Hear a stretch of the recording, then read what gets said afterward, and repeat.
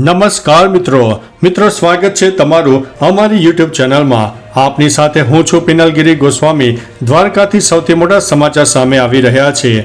આજે 11 જૂનના રોજ એટલે કે બુધવાર અને જેઠ પૂનમના દિવસે દ્વારકામાં જળ યાત્રા થશે, તેથી જગત મંદિરમાં દર્શનના સમયમાં ફેરફાર કરાયો છે। આ દરમિયાન સવારે 8 થી 10 વાગ્યા સુધી ભગવાનના ખુલ્લા પડદે સ્નાન અભિષેક થશે।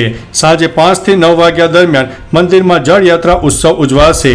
મંગળા દર્શન સવારે 6 થી 8 વચ્ચે થશે। બપોરે 1 થી સાંજે 5 વાગ્યા સુધી દર્શન બંધ રહેશે અને રાત્રે 9:30 દર્શન બંધ થશે। મિત્રો, અન્ય મહત્વના સમાચારની વાત કરીએ તો રથયાત્રામાં આરસીબી જેવી ભાગદોડ ટાળવા માટે એઆઈ અને ડ્રોનનો ઉપયોગ થશે। બેંગ્લોરમાં આરસીબીની જીતની ઉજવણી દરમિયાન થયેલી ભાગદોડ બાદ અમદાવાદમાં 27 જૂનના રોજ યોજાનારી રથયાત્રા માટે ગુજરાત પોલીસે ખાસ એક્શન પ્લાન તૈયાર કર્યો છે। ભીડને કાબૂમાં કરવા માટે એઆઈ કેમેરા, સેટેલાઇટ ઇમેજ અને ડ્રોનનો ઉપયોગ કરાશે। ક્રાઇમ બ્રાન્ચ સીસીટીવી પર એન્ટી સ્ટેમ્પ અલ્ગોરિધમનો ઉપયોગ કરીને ભીડવાળા વિસ્તારોમાં જોખમી પરિસ્થિતિને ટાળશે। મિત્રો, અન્ય મહત્વના સમાચારની વાત કરીએ તો માર્કેટમાં પાઠ્ય પુસ્તકો જ નથી।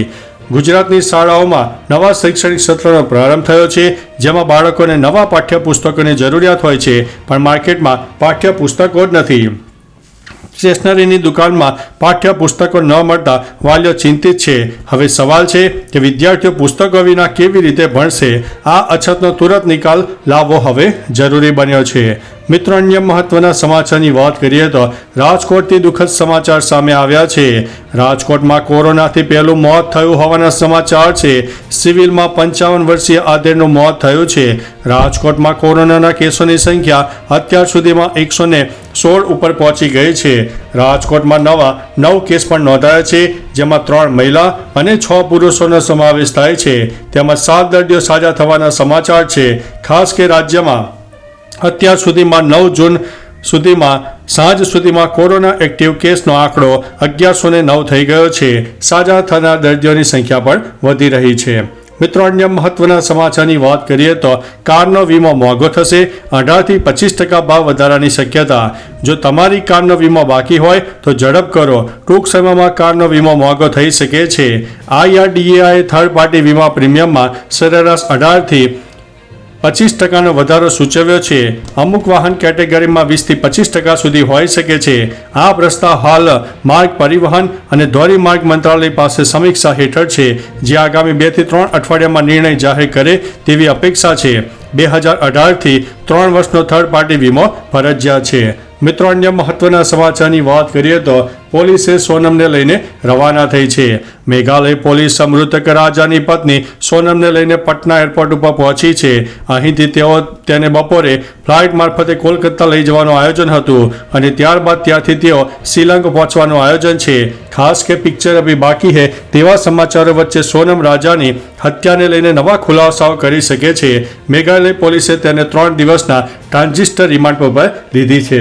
મિત્રો, અન્ય મહત્વના સમાચારની વાત કરીએ તો સરપંચની ચૂંટણી માટે 17,728 ફોર્મ ભરાયા છે। ગુજરાતમાં ચૂંટણીનો માહોલ છે। 22 જૂનના દિવસે ગ્રામ પંચાયતની ચૂંટણી યોજાશે। 25 જૂને પરિણામ આવશે। તે પહેલાં આ ચૂંટણી માટે ફોર્મ ભરાઈ ચૂક્યા છે। ઉમેદવારોના ફોર્મની ચકાસણી થઈ રહી છે, કેમ કે આજે ઉમેદવારી પરત ખેંચવાનો અંતિમ દિવસ છે। ગ્રામ પંચાયતની ચૂંટણીમાં આ વખતે કુલ 4,564 ગ્રામ પંચાયતોમાં સરપંચની ચૂંટણી માટે 17,728 ફોર્મ ભરાઈ ગયા છે, જેમાં સૌથી વધુ બનાસકાંઠાની ગ્રામ્ય પંચાયતોના ફોર્મ જોવા મળ્યા છે। મિત્રો, અન્ય મહત્વના સમાચારની વાત કરીએ તો આ ક્ષેત્રના 10 લાખથી વધુ લોકો બેરોજગાર થશે। ઇન્ટરનેટને કારણે લોકોની નોકરીઓ જોખમમાં છે। લગભગ 5.77 લાખ લોકોની રોજગારી છીનવાઈ રહી છે। ડેન નેટવર્ક્સના સીઈઓએ જણાવ્યું હતું કે જો પરિસ્થિતિ આવી જ રહેશે તો આગામી સમયમાં આ ક્ષેત્ર એટલે કે કેબલ ટીવી સાથે સંકળાયેલા લગભગ 10 લાખ લોકો તેમની નોકરી ગુમાવી શકે છે। ગ્રાહક બાબતોના મંત્રાલયના અધિક સચિવે જણાવ્યું છે કે કેબલ ટીવીને કંઈક નવું વિચારવું પડશે। 2018 થી કેબલ સબસ્ક્રાઇબર 40% ઘટ્યા છે। મિત્રો, અન્ય મહત્વના સમાચારની વાત કરીએ તો ભારતીય વાયુસેના હવે વધુ શક્તિશાળી બનવાની છે।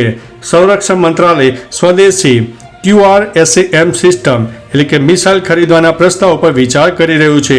સરકાર આ માટે 30,000 કરોડ મંજૂર કરી શકે છે.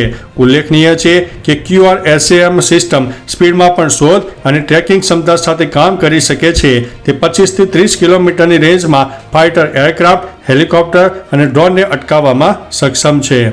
મિત્રો, અન્ય મહત્વના સમાચારની વાત કરીએ તો સાબરમતી નદીમાં ફાયર વિભાગે મોક ડ્રીલનું આયોજન કર્યું. અમદાવાદમાં 148મી રથયાત્રા પહેલા જળયાત્રા યોજાય છે, જેમાં સાબરમતી નદીમાં ગંગા પૂજન થાય છે. તેથી ફાયર વિભાગે જળયાત્રા પહેલા સાબરમતી નદીમાં મોક ડ્રીલનું આયોજન કર્યું હતું. મોક ડ્રીલમાં નદીમાંથી લઈને અનેક જગ્યાએ રેસ્ક્યુ સુધીની વ્યવસ્થાની ચકાસણી કરવામાં આવી. રથયાત્રા પહેલાની જળયાત્રામાં દર વર્ષે ઘણા ભક્તો આવે છે, ત્યારે કોઈ દુર્ઘટના ન થાય તે માટે ફાયર વિભાગે મોક ડ્રીલ યોજી હતી. મિત્રો, અન્ય મહત્વના સમાચારની વાત કરીએ તો ચાંદી ઓલ ટાઈમ હાઈ, સોનામાં પણ થયો છે વધારો. ચાંદી તેની ઓલ ટાઈમ હાઈ ઉપર પહોંચી ગઈ છે. India Boolean and jewellers association અનુસાર 1 કિલો ચાંદીનો ભાવ 897 વધીને 1,06,457 રૂપિયા થઈ ગયો છે. અગાઉ ચાંદી 1,05,560 રૂપિયા પ્રતિ કિલો હતી, તો 10 ગ્રામ 24 કેરેટ સોનાનો ભાવ 142 થી વધીને 96,006 રૂપિયા પર પહોંચી ગયો છે, જે અગાઉ 95,864 પ્રતિ 10 ગ્રામ હતો. સોનાએ 21 એપ્રિલે 99,100નો ઓલ ટાઈમ હાઈ બનાવ્યો હતો. મિત્રો, અન્ય મહત્વના સમાચારની વાત કરીએ તો IPL વિજેતા RCBનો 17,000 કરોડમાં સોદો. ઇન્ડિયન પ્રીમિયર લીગ 2025ની ચેમ્પિયન ટ્રીપ રોયલ ચેલેન્જર્સ બેંગ્લોર વેચાઈ શકે છે. બુલમર્ક્સના અહેવાલ મુજબ મેકડોવલ્સ વિસ્કી બનાવતી કંપની યુનાઇટેડ સ્પિરિટ લિમિટેડ આ ટીમને $2 અબજ વેચવા પર વિચાર કરી રહી છે.